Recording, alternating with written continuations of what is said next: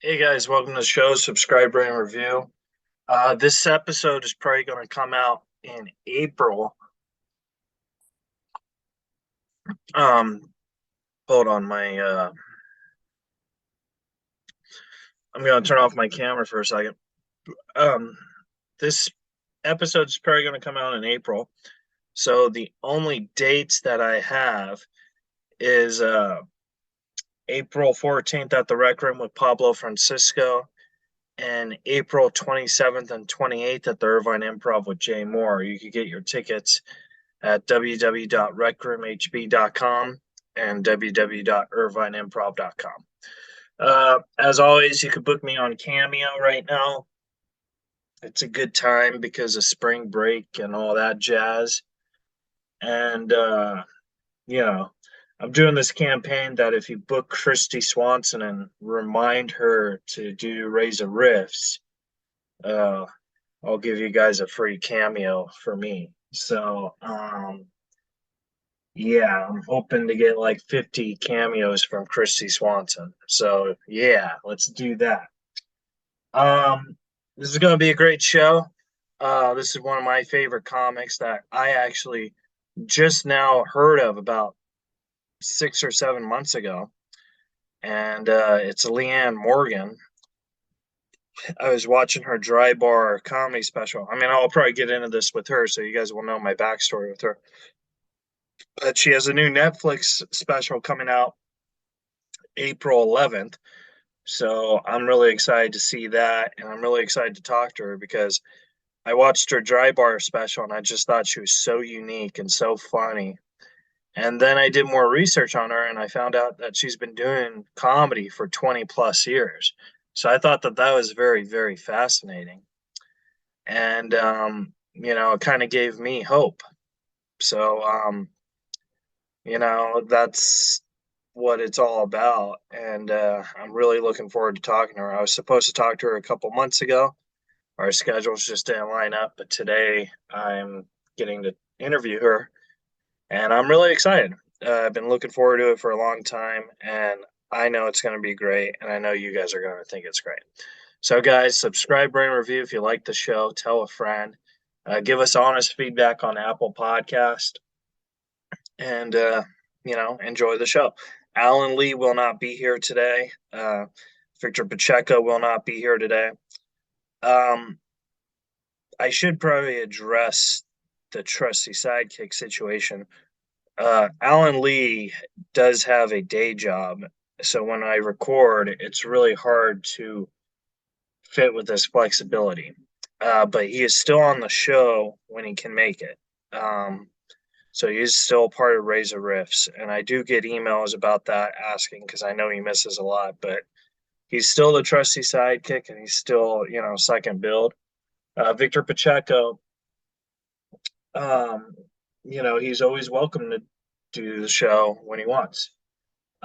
He's just going through some personal uh, situations that I'm not allowed to talk about, but we pray for him and we wish him the best. And hopefully one day he'll come back. So yeah. All right, guys. Subscribe, rate, review if you like the show. Tell a friend, and we'll see you soon.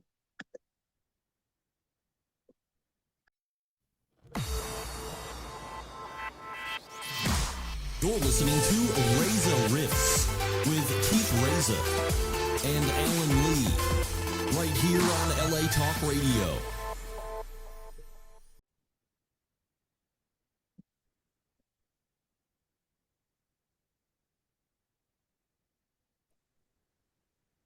Hey, Leanne. Hi, my darling. How are you? I'm good. How are you? Doing good. It looks like you're in a hotel right now. Where are you I at? am. I am. I'm in Evansville, Indiana.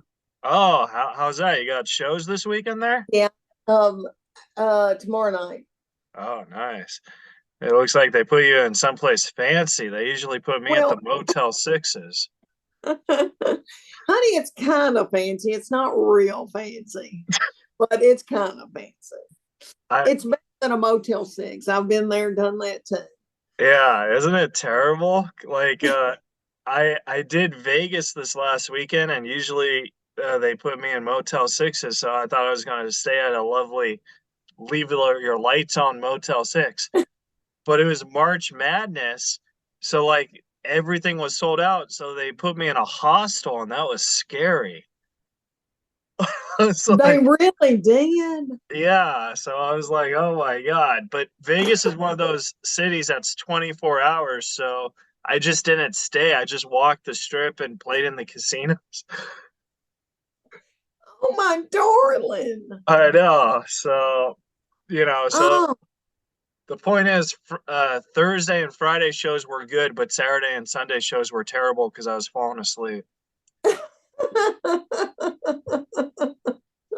Uh, I'm so glad to finally talk to you. I've, I wanted to say this because I met you at the Improv for a second, but I came across your dry bar special in November, and I didn't realize you've been doing stand up for 20 years, and I just became a huge fan. Like I like the your energy off that really clicked with me. And I know we don't know each other, but I felt just by watching that, like I felt like I could really talk to you. And so yeah, so I wanted to say that.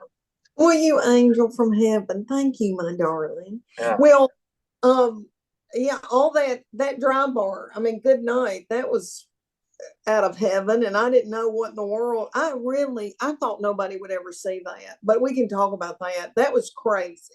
Yeah. This whole thing has been crazy. And see, I could have birthed you. You could be my baby. How old are you? I just turned 35. 35. Yeah, I could have Yeah. birthed you. Yeah. But the thing that I learned about age is it's not important, mostly because I lie about Well, it. I feel like I emphasize my age all the time now because I'm older for this happening to me. And so I feel like I'm always telling people, I'm 57. I don't know why I'm always yelling that. I Yeah. mean, what to do? I don't know. But see, you're the type of comic who gives people like me hope because I mean I haven't been doing stand up for 20 years. I've been doing it for about 17. But you it seems like you're just now getting that big break. Like you're just now going higher on that mountain, you know what I mean? So it's really amazing to see because like I said, it gives guys like me hope who, where I haven't had a huge break and it's like, oh well, it could happen anytime. Yeah. Well, I'm glad you feel that way. And it is the truth. I mean, it is the truth. I get it. I feel like I have a chip on my shoulder and I get it in my head that, oh, this should have happened when I was younger, or, that I would be so much more appealing and I would have so much. But I swear, after all this has happened to me now, and I'm, probably 3 years into it, of this big boom, I think it's even better that it's happened this time in my life. And I think, people in this business would always say to me, it's all about timing. And I'd be like, yeah, yeah, yeah. Because I wanted it so bad. And then Yeah. I realized it is, they're right. It's all in timing. It's all in, I feel like I'm wiser. I feel like I've been doing it long enough to where I have the confidence to go into, some pretty bad situations and pull it out of my butt. Yeah. And You and see know? that's the thing that I've learned most about comedy where like I don't feel I mean obviously it's 50% about being funny and then 50% about, like learning how to do the show business aspect, but I feel that it's mostly about confidence. Like if you believe in yourself and you have the confidence, it doesn't matter if you're funny or not, like you'll find a way to survive. Yes. I also think, my darling, you've got it. You've got an advantage because you've got perseverance. Oh And yeah, it's called stalking to those people at home. but it takes that. And I think, my generation, we have perseverance. And but in a lot of young people, I mean, I don't think they want to step on toes, or I don't know what the deal is, but I don't think a lot of people have that perseverance. And I think that gives you a leg up because Yeah, you're kind of old school, by keeping, in contact with people and making those connections. It's important. Everything really, if it's this business or if it's pharmaceutical sales or whatever it is, if you can build relationships with people, it really does. That's a key thing. And you're doing that. Yeah. I mean well, thank you for that, but I feel that's mostly because of my Asperger syndrome. Because like I don't see social cues very well. So what I do is I just keep like I turn no's into yeses. And I know that sounds kind of creepy saying, but like you know what I mean? I if someone tells me no, I say, okay, I think no means not right now. So like I'll try and turn around and you know what I mean? Try and do it like Mm-hmm. that. Well, So that probably to your advantage. Okay. And I just read that Chris Rock has Asperger's. oh nice, cool. Did you So know that? I did not, but now there's someone who has autism who's more famous than me. So great. I just read that, my darling. I just watched his special, and I was reading about. I've always been a big fan of his, Yeah. and yeah, and that's what they said. You know. Yeah. I mean, I toured with Norm Macdonald for 9 years, and yeah, Oh, I loved him. I never got to meet him. I loved him. yeah, he was my best friend. But like, I always felt he always had Asperger's because he was the smartest guy I ever knew, but he always played like the dumbest guy. So that's like, did he have an actual diagnosis? No, but it's kind of like Gator. Like I could tell, you know what I mean? I could tell who's Yeah. on the spectrum or whatever. So, Well, I'm sorry for your loss, my darling. He was one in a 10 million. Mm. oh, thank you. I mean, yeah, I don't know if you could see it, but I have a tattoo like of him that I'll send a picture, but like it's a microphone and it just says old chunk of coal. That's what we called him. So I got that out of respect for him. And Oh, yeah. And the thing is like it's so hard because like I feel with this pandemic thing, I feel that actually helped you for you because I feel like that's when people were binge watching and you came up. You know what I mean? So in yeah. a horrible tragedy, it kind of worked out to your advantage. I think it did. And I kind of had a pop right before COVID because they had announced my 100 city tour. So all this happened in 2019, 2000 and it was the beginning of 2019 or the end of 2018. I can't even remember. I shot that dry bar special. Right. And my manager at the time really truly said to me, I don't think he never heard of it. He goes, nobody's ever heard of this. I was one of the first people to do one, or in the first season or whatever, and um, and it hadn't blown up like Dry Bar is today. And he said, I don't. Nobody will ever see it. They're going to pay you a little bit of money. Why don't you go do it? I mean, my career was in the skids. I wasn't doing anything. I've had a lot of opportunity. I've had sitcom deals. I've had Hollywood stuff come to me and some really wonderful things, but I mean, I couldn't get booked. I was doing gigs that nobody else wanted. And then, so I went out there and I did that dry bar special thinking that we'd never hear a thing from it. But then I got a lot of views on that. There was this one bit, especially about my teenage daughter when she was a teen. She's now 26. How hateful she was, and we were scared to death of her. That resonated with people. That got like 50 million views. I couldn't believe it. Then everybody accused me of that she had misphonia and that I was making fun of people with misphonia. And that if you can't take sounds. And I was like, no, I would never make fun of anybody. She was truly hateful. Right. Okay, so anyway, but what Dry Bar did, it gave me a little bit of money, not a lot of money, but a little bit of money to invest in my career because after doing comedy 20 years, when I was I would work comedy clubs and fundraisers and a lot of corporate and all that. I would take that money and buy my children haircuts, groceries. That was it. I mean, I had like 2 headshots in 20 years. I just never invested in my career. I was living in Right. Knoxville. I was a mama before anything, raising these children. And my husband is an executive with a company, but it was kind of like, oh, that's your little money to play with. It Yeah. wasn't like, oh, let's build you a website. I never did anything like I was supposed to. Okay. So I took that little bit of money from Dry Bar and I told my manager at the time, I said, because I'm a big fan of Jim Gaffigan, Nate Bargatze, so I was like, they've got social media people. I Right. think I know social media people. And he was like, you can't afford that. You don't need to do it. And he tried to talk me out of it. And I just said, yeah, I'm doing it. And I invested, so much money a month. And I thought, I'll give them 3 months to see if they can do anything for me. And if not, I knew I was having a grandbaby. And I thought, I'll just quit. If this doesn't do anything, this will be my last ditch effort. And I will, bail out of this thing. That's what I was thinking.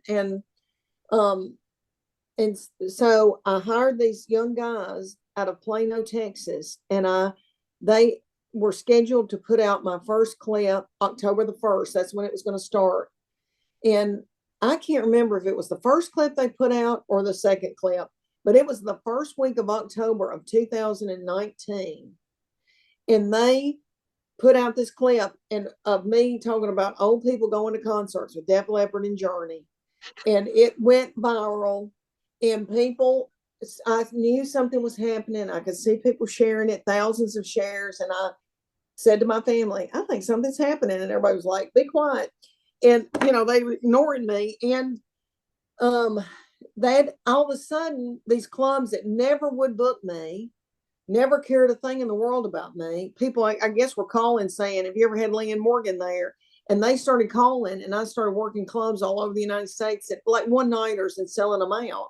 Yeah. And then I got offered the job the tour Outback Concerts, wonderful, out of Nashville, gave me the 50 cities tour, and they put them up for sale, sold out. So they gave me another 50 cities. So I had a 100-city national tour. And darn if March 2020, COVID hit. I was supposed to start that tour in maybe June or May. Right. Anyway, it all shut down. I thought, oh my gosh, I've been doing this 20 something years and now my big break, and it's not going to happen. I thought the world's coming to an end. COVID has come through. We're never going to do anything again.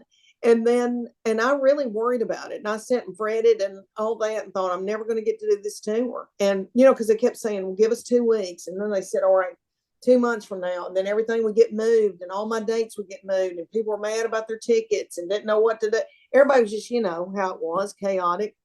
But the wonderful blessing, you were right.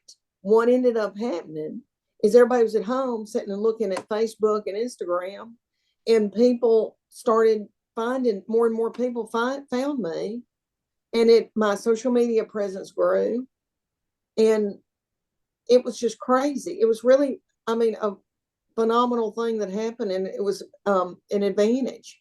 Yeah. And I'm really close to Leslie Jordan's partner. Leslie Jordan blew up during the pandemic and went from 200,000 followers to 6 million on Instagram. And his partner said to me, because I did the memorial, he said, Leanne, when people boom during the pandemic, he goes, I don't know that they'll ever have that boom again.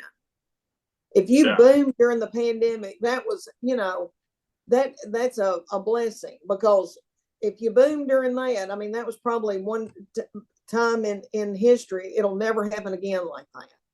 Yeah, definitely. Yeah, Well, see, it did for me. with you, it's very interesting, unique, because when like, for example, I'll just use this as an example. When a TikTok star like blows up, comedy clubs will hire them because they think, oh, they could sell tickets, but they're not necessarily funny because they only have that 15 seconds, right? I've seen Right. so many TikTok stars just, part of my French, eat a dick on stage. And it makes me think, like, are these clubs actually crazy? Because I get it's all about tickets, but there's also where you need to be funny. to keep audience to come back. And the thing that's unique about you is you're actually very, very funny. So, you know, when these clips started going, it's like, okay, this isn't a star. This is a stand-up comedian who knows what she's doing. So I think like that was very advantageful for you and refreshing, you know? Well, and you dull, you smart thing. Let me tell you that I got really paranoid and thought people are going to think I'm a YouTuber. Right. And people say crap to me like, "Oh, you're like some flash in the pan." You know, these people that are on um, Facebook or whatever, and they put a filter on their mouth or whatever. You know, some flash in the pan, and it worried me. I thought I don't want people to think that because I've been doing this since my youngest child was 18 months old. She's 25. Yeah. And I didn't, that bothered me. I didn't want people to think that. And I think some people thought it and then they realized. Now, when I'm out in these theaters, my opener, Karen Mills, will say, "We've been traveling on and off together since 2004." And you can hear people go, "Oh," like they just don't know that I've been doing it that long. Because, I didn't have, well, social media is just now, a thing. When I got started, we didn't have that. And It I was was word not, of mouth. it was word of mouth. And I did so many clubs a year that would book me. A lot of people didn't want to book me. I couldn't, I had 3 children and Zany's, Brian Dorfman that owns Zany's and, 100 other comedy clubs all over the United States, who's a very good friend of mine. When I started 20 years ago, I remember him saying to me, "Leanne, if you want to raise these children, you cannot do clubs all the time. You will not be able to raise your own children." And and he was right. I mean, Yeah. back then you'd work Wednesday to Sunday somewhere, and I did about 5 a year that the clubs that would book me. And then the other things I would try to do, like every once in a while I get on a little tour with other female comedians or something, or I would do fundraisers or corporate things. I just had to fill in and do what I could because there was no way I could have raised 3 children and been their mama if I'd have been a road comic. Yeah, definitely. And so people just did not know my name and didn't know who I was. Some people did, but I've never, and I would go to LA and New York. I'd get something with Nick at Night, or I would, I've had television deals for sitcoms. So but I was never in the cool kid scene. I was never around the Comedy Store or the Improv in LA until now. Yeah. Until now, at 57 years old. But anyway. See, I wish I would have known you like even when I had a little steam because I lost that steam, but I wish I would have known you when I had that because I would have done everything I could to help you out, you know? Oh, Because, thank yeah. And, if I ever do get a sitcom, I want you to play my mom in it because I think it would be great, you know? I could because we're both blonde. You look Yeah. like my children, my darling. Yeah, we Yeah. could. I could. So that's my promise to you. If I ever get famous, I'm gonna say I want Leanne Morgan to play my mom, or I'm out. That's what I'm gonna say. No, Funny. so like yeah, and then like another thing, so like you were talking about how your manager was saying no, and then you said yes. That's very brave to tell a manager what to do because usually managers try and tell you what to do. So I think like that is very very, very unique and very daring because you're taking control of your career when they're supposed to do it, you know? Yeah. And there were a lot of things. I'm no longer with him, but there's a lot of things that he did great. But I would tell people you got to go with your gut. You got to Yeah. go with your own instinct. And I knew, I think he just did not understand the power of social media. He was kind of old school. And I was watching, I'm a big comedy fan. So Yeah. I was watching these people that were doing well and I always wanted to be Jim Gaffigan. I wanted to do theaters. I wanted people that wanted me, that would come and see me. And I, and I thought, what is he doing? I've always watched people that were successful and if they were doing what I wanted to do, I tried to figure out what are they doing and I need to do that. And I just think that's common sense. If you Definitely. see somebody that's doing well and um And so, I just made that decision, and I told him, I go, I'm doing it. And I know it's going to cost money, but anyway, it's the way of the world now. If you don't have, I know a lot of old comedians that are my age and that I've known for 20 years. And I've told all of them, if you don't get on social media and work that, you're like a dinosaur. I mean, nothing, No, it's over. definitely, yeah. Yeah.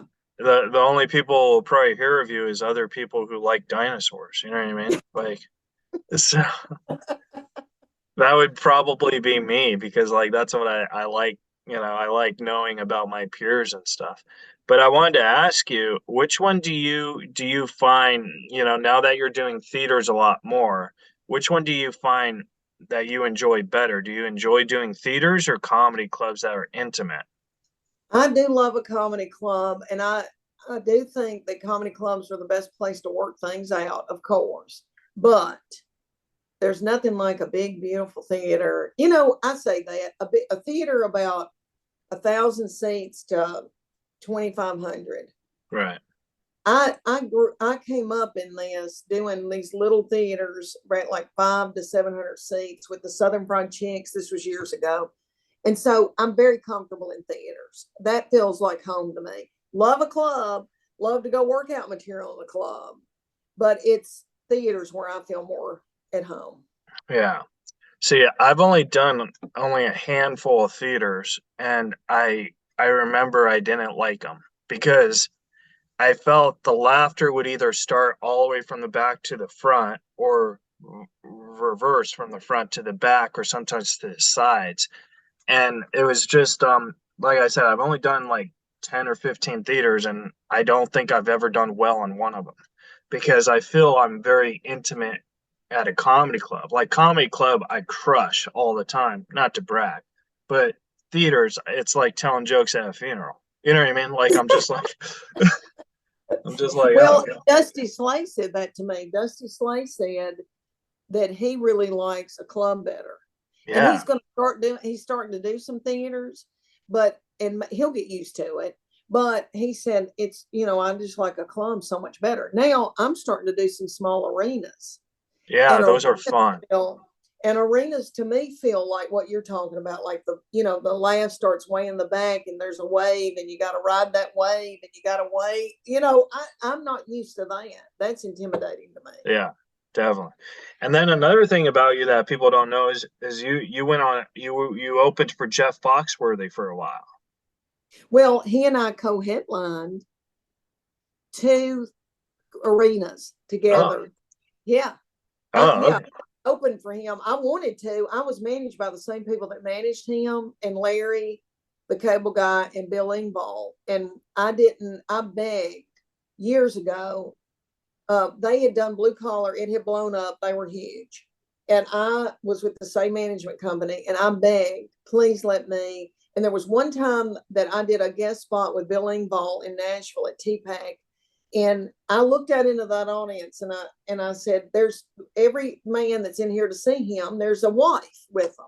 Right. And they all had their own buddies that opened up for them, and I understand that they all like to play golf, and they all, and they like the guys that open for them. And I know a lot of them, Reno Collier and Josh Wolf, and all these people, and they never would ask me, and it was, and I just thought it was short sighted because I thought everybody that loves them, they're married, their wives here with them.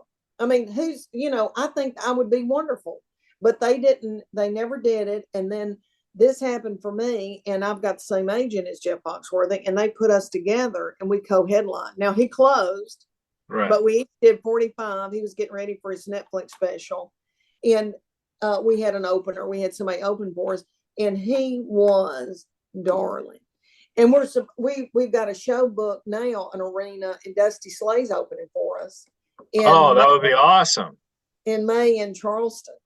That's like a three headliner show. I know, little Like Dusty. those are the best. I like because like when I was on when I toured with Norm, there would be times where I didn't feature all the time. I would host, and because there's certain cities, because my act's very like, he didn't want someone who had his same similar presence like him.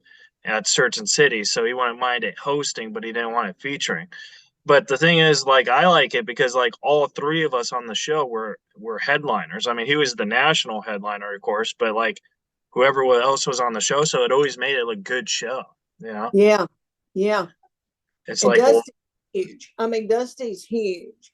I love It's Dusty. Yeah. I know, I do too. So he's a doll. So that yeah, that's me and Dusty and Jeff. Yeah. And I've co-headlined with Nate Bargatze at the Tupelo Arena. That blew my mind because I thought, Lord have mercy. I mean, Nate, to me was like Elvis, still is. I mean, huge, blowing up. So Right. I've had a lot of wonderful things in the last you know, 3 years. It's been things that have happened to me that I would have never dreamed. Yeah, definitely. So speaking of Elvis, this is a random question that has nothing to do with either of us. But if Elvis was alive, do you think he would still sing, or do you think he would like dip into comedy like these singers try and do? You know what I mean? I think he'd be singing, honey. I think he'd be singing with some tight breeches on, and I would go. I would go. I loved him. Me being from Tennessee, we love our Elvis, and we fight for him. But I would go and see him tomorrow if he was alive. Also, I go and see Tom Jones. I've been to see Tom Jones twice, Oh, I and love Tom Jones. Tom Jones is going to be in Charleston at the small theater. Me and Dusty and Jeff were supposed to do 7,000 seats. Tom Jones is in that same complex venue, but in a smaller theater. And I want so bad. I know I'll probably Dusty will go, and then me, and then Jeff, and then I want to scoot over there and go see Tom Jones, honey. He's in his 80s. Yeah, you should How ask him long if you are you could gonna do open it? for him. I know. I wish. Now Karen Mills is opens for me on my tour. She's open for him. Oh my She has, God. yeah, she has seen him in his underwear. Hmm. What? Oh Yeah, Lord. she went by the dressing room, and he had a little pair of black tiny panties on, and she saw him, and she's a gay woman. She doesn't care, but I said, "What do you look like in his panties? I want to know."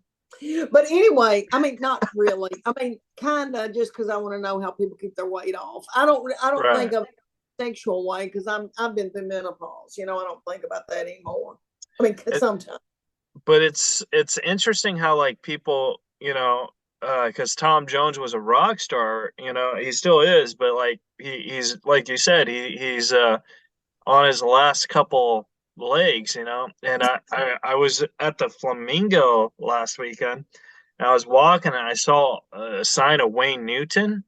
I was Ah, just like, oh my God, like the Flamingo is going to go down once he passes. oh, that's another one that I would love to go see because I grew up watching him on sitcoms. And, he was on things, and I'd be like, oh my gosh. And somebody told me these Catholic women in Knoxville, their sister, her kids go to school with his kids. He's got, a young wife and little children, and Lord, he's probably in his 70s or 80s. And he would pick his kids up at the Catholic school and drop them off, and they said that he was darling. And I Oh, was like, oh my gosh, I want to meet him. I just love all that though. I love old Hollywood. I love old, like 60s, 70s music. Like, I don't know if you've watched on Showtime about George and Tammy Wynette and George Jones. no. What was Oh, that? Was that oh cool? my Lord, honey. And they had a tumultuous love, affair, and they were married, and they had a baby named Georgette, and everybody was on drugs and alcohol, and it was crazy. I love stuff like that. I Yeah. love stuff like that. Yeah. Oh, I that's was raised awesome. outside of Nashville. So I was raised, I went to the mall and saw country music stars all the time. The only thing I watch on Showtime is stand-up comedy or the dirty channels. Well, you're young, and you've got hormones. I Yeah, get it. yeah. And then so Leanne, you were talking how you had sitcom deals that just for whatever reason didn't fall flat. If for example, I was a big Hollywood, person who says, Leanne, here's a sitcom. Like what kind of humor would you go for? Something about your life, or like how would you, like would you take the Roseanne trait where you would take your stand up into the show, or how would you do that? Well, that's what everybody's always trying to do. They've always based sitcoms based on my comedy, and so I would have three kids, and I would, have a husband and all that. I don't know, because really I've always, gone with what everybody said, because I would be in Knoxville and just be so thankful somebody want to do a show about me. But really what I love and what I'm a fan of, um, The Office, Parks and Recreation, Yeah. Single camera. I love all that kind of stuff. But, everything's changing every day. Nobody cares about a sitcom. They all look, it looks stale. Then they say we're going to do them again. Who knows? Television's changing and streaming and all that. Who knows? I've often said I think I would like to do a game show if it didn't involve math. I Right. can't do math. If somebody asked me a math question, I would be in a fetal position, but I think I could do That's why family history. I'm here. A math question, you could be like, all right, Keith, Asperger's, what is it? I'd be like, cut to No, commercials. you But could no, do math for I me. I agree with you. I like shows that just have the jokes, you know what I mean? Like The Office and all that stuff. So like, yeah, I like that. And I think it's every comic's dream to have a sitcom, and regardless if they go away or not. I mean, I still want one too, you know what I mean? You do. Yeah, I have a great idea for a sitcom where I would be a celebrity's personal assistant. And when I say celebrity, I mean a celebrity who's like no longer hot anymore, like John Cusack or something. And I just like ruin his entire life. You know what I mean? Like, Funny. yeah, but he can't fire me because it will make him look bad because I have autism. So like he'd be like, I can't fire my autistic assistant. Like this is the reason why I'm still kind of hot, because I'm doing, I don't know. And then I would have my mom, played by Leanne Morgan, always call and be like, John, you cannot fire him. Today's his birthday. And then the next day, you can't fire him. Yesterday was his birthday. Oh, my darling. I love you, Leanne Morgan. Oh, you angel. I love you, you bright light. Oh, well, thank you. And then I want to respect your time, but I have three more questions. One, I heard you were writing a book, and I wanted to see like how's that journey, because I'm writing a book for like 8 years and I've only finished one page. That was me until I got a ghostwriter. Oh, you got a ghostwriter. Honey, oh yeah, I've got a woman who's brilliant who does this all the time, and it's been really fun. It's a lot of hard work, but yes, I got a book agent wanted to do something with me years ago, and I wrote one chapter. And my husband, who I wonder if he has Asperger's, he's very smart. Let's He doesn't FaceTime know him. the I will social diagnose media. him right now. Do what? I said, let's FaceTime him. I will diagnose him right now. But he's very smart, and he got my paper and wrote like what big red circles around and grammatically corrected. I mean, like corrected all my grammatical errors. And I was like, they don't care about that, Chuck. They just want to hear my point of view.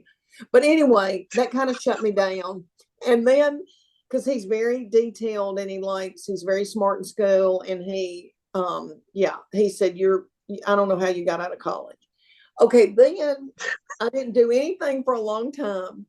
And then now that all this is happening to me, they got me a ghostwriter.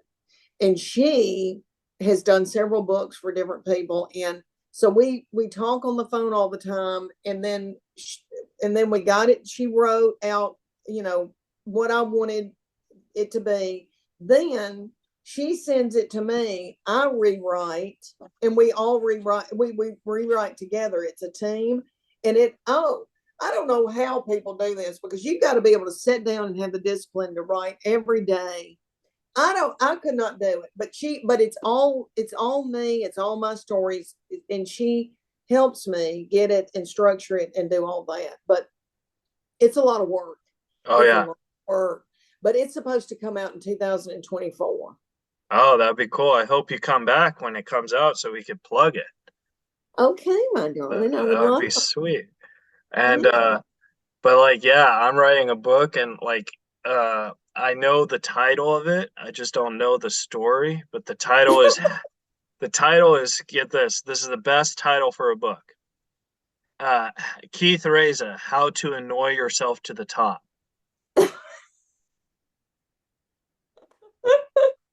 Right? You could be That like, is a chapter one. Tweet Leanne Morgan on Twitter for 100 days straight until she follows you. Then ask her to do your podcast, and then tweet her for 4 months until she does it. well, yeah, you got it, honey. You got it. That yeah. And I have two more questions. One, what is your goals now that you're climbing this mountain? Because the thing about comedy is, they say that success, for example, if you have lots of money, they say, oh, you're successful. But I feel that's not what it is. I feel success is doing what you want to do for the rest of your life, regardless if you have money. So in a way, I feel you were already successful before this. You know what I mean? Because that's what you wanted to do. So what is your goals? Because you could always go higher. What is your goals now?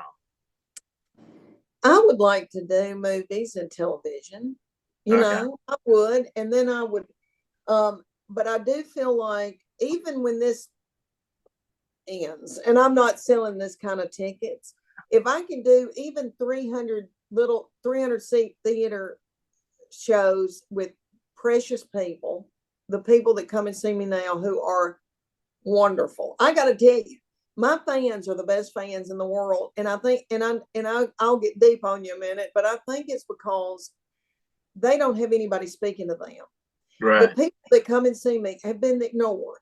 I think Hollywood ignores them. I think middle-aged women are just that have raised children. People just forget about them, and they think we're invisible. And there's times when I felt invisible, and I think, because when you're younger and when I was younger and more attractive, when I still had my bloom, as we say in the You still South. have Bloom? Thank you, my darling. Thank Yeah. you. If you weren't But married, I'd be like, Leanne. oh, my darling, thank you, you angel. I don't feel like I get attention anymore.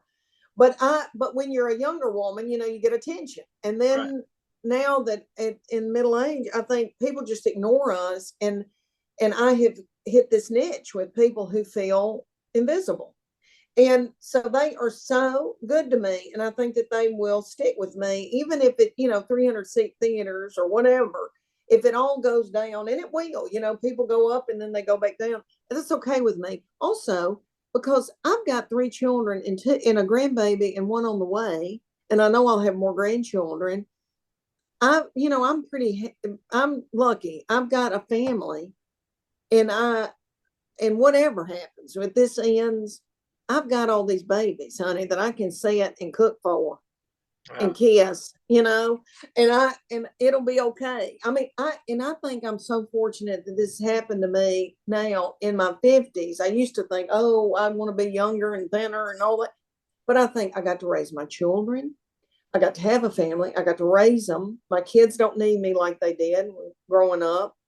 And then look at it's like icing on the cake. And then now all these grandbabies are coming, and everybody's enjoying this in my family. I mean, it's all crazy, and we're all having a ball. And Yeah. then, you know, I can ride out into the sunset, when this thing's over. I can just sit and I'll be cooking.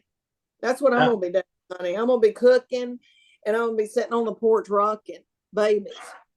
I could also see you having your own cooking show. That'd be cool. I would love that if they don't mind, if it's not like a chef kind of thing, because it's not sophisticated when I Yeah. cook. I've raised a bunch of kids. It's a lot This of is spaghetti. this is called How to Kill Your Family with Leanne Morgan. Okay, so first, but no, so what you just said right there, I don't know if you realized it, but that's your pilot sitcom where, you're trying to do stand up and you have all his family. So you say, okay, honey, I actually want to do it. And so you rent out a small theater, right? And you feel no one's going to buy tickets, but your entire family buys tickets and they sell it out and you accomplish your dream. So Well, that's like episode one. And then like you could build off that, you know? well, maybe so, honey. There's been many a time where I was at Zany's in Nashville, and all my cousins in the Methodist Church came, and Yeah. that's the only people who did. It wasn't anybody outside of that. Yeah. Hey, I know what it's like. I mean, I sometimes when I don't get gigs because I practice comedy every night, I practice in the mirror. You do? Yeah, I'm not good on mirror gigs, but it's like because so I gotta tell you this before I ask my final question. So I had a big gig in Halloween at this haunted house, like Yeah. it was like this big haunted house party, and there's all these witches and goblins and stuff, and they were booing me,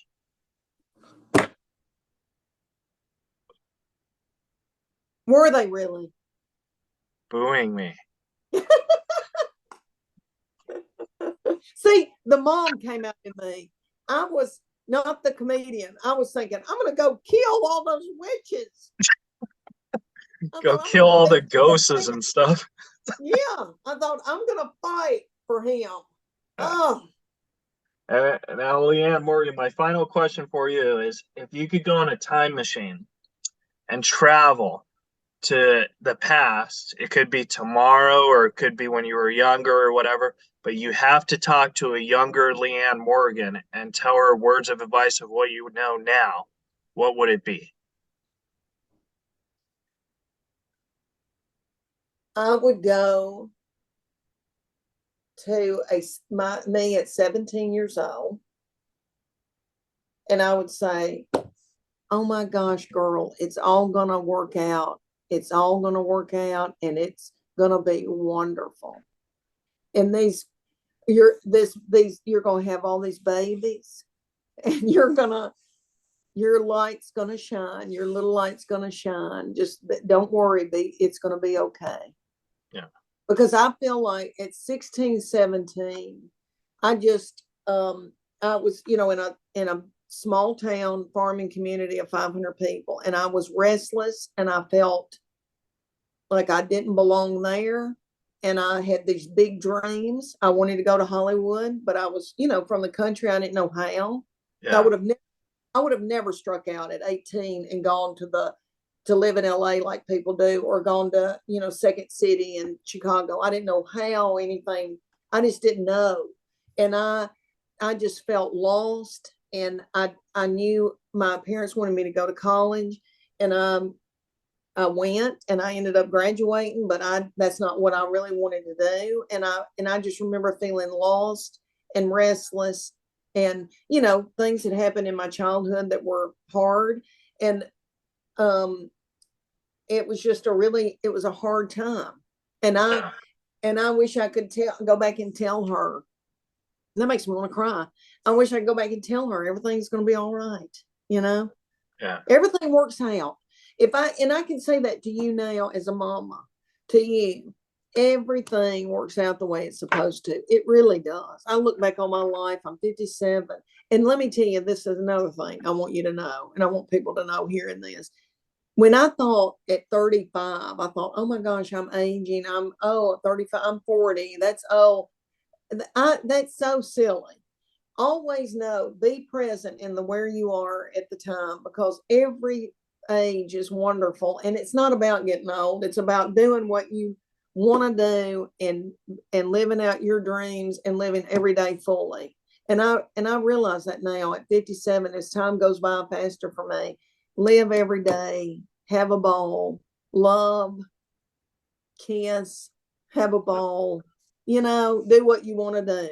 Yeah. Because it goes by like this. I'm so glad you said that answer because, like, I interviewed somebody, I don't want to say their name, but they told me I would go back 4 months from now and tell myself not to do Reza Rifts.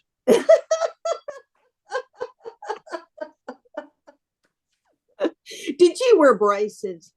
I did. Your teeth look beautiful. Oh, You thank you. see, and I'm a mom. Everybody had braces, and then now they haven't worn their retainer. Always wear your retainer. That's another thing I'd give you advice on. Oh yeah. The thing is, like, I drink a lot of Coke, Yeah. and my dad always says, hey, if you drink that, it's gonna ruin those $4,000 teeth I bought. You know what I mean? I've been drinking. He's like, they're gonna rot your teeth, and I've been drinking soda for 20 years, and my teeth still aren't rotten. So I I went to dinner with him, and I was drinking a soda. He's like, I'm surprised with all that Coke you drink, your teeth aren't rotten. I was like, oh, Dad, there's a difference between Coke and meth. Leanne Morgan, where can the folks at home follow and support you? You angel from heaven, leannemorgan.com. And that's where all my tour dates are. And then I've got all that social media mess, Yeah. Leanne Morgan comedy, Wow. all that. I don't tweet very often. I think Twitter's mean, except for you. Oh, well, I've been I can't thank you enough for talking to me. This has been, I've been looking forward to this for a long time, and I really appreciate you giving some time to me. So thank you so much. Thank you, my angel, and thank you for being persistent and staying on this old gal, because it takes me a while. I'm unorganized, okay? Yeah. I'm a very unorganized person, so I'm glad that you kept on me, because I wanted to do it. I'm just crazy. Yeah. And I get it. I'm no Adam Carolla. I don't have 1,000 million, followers, but I'm very persistent. You are. You are. And I'm glad that it worked out, you angel. You're a doll. Well, I can't wait to see you again and actually hang out. And I can't wait for our sitcom. You're going to be great. Thank you, my angel. I'll try to lose weight before then in tone. Uh, Okay. Bye, Bye bye, Leanne. doll. Thank you. All right. Love you. Have a great day and good luck on your shows. Thank you. All right. All right. That was the interview with Leanne Morgan, guys. Subscribe, rate, review, tell a friend. And oh shit, I forgot to mention this. She has a Netflix special coming out April 11th, and you're gonna watch that because she's the funniest person in the world. Subscribe, rate, review, and tell a friend.